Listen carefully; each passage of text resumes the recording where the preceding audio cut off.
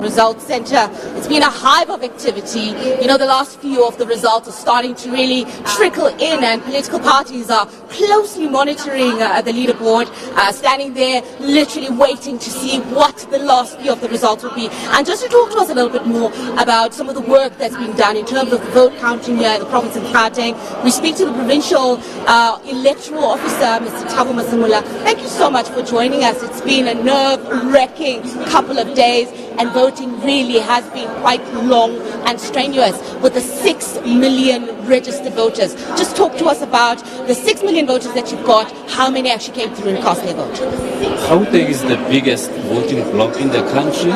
We have about 6.3 registered voters. For this year's elections, we just have processed about 4.3 registered voter participation, which is the highest compared to other provinces. This province has about 3 metros. For instance, Ekurhuleni has about 1.6 registered voters. If you compare Ekurhuleni with the Northern Cape as a province, actually Ekurhuleni has the double number of voters compared to the Northern Cape. It's been a very taxing process. We have to make sure that we account for each and every result slip. We're almost done. We have processed 99.9% of those votes. We are just left with one VD. We hope to conclude this process very soon, so that the Electoral Commission can then announce the results today. And one voting district left. It's been a strenuous process, as you've just explained now. But in terms of verification of this, obviously, you know, the smaller political parties have expressed their concerns about the legitimacy of this process. Just talk to us about that. I think the commissioners have expressed their views. They've pronounced themselves on the matter. This matter is receiving the highest attention of the commissioners, and I'm sure the commissioners will also allude to it this afternoon. On our part, what we are looking for is just to conclude this process so that we can announce preliminary results in this provincial results center. As you can see, political parties are still waiting in anticipation, and I think the results might reveal some interesting stuff.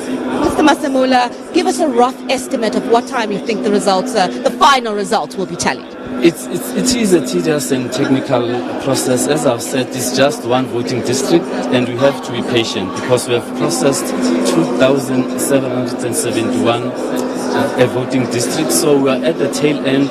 We want you to bear with us. We will conclude this process any time from now. And now just to throw forward, what's the way forward for this particular voting district?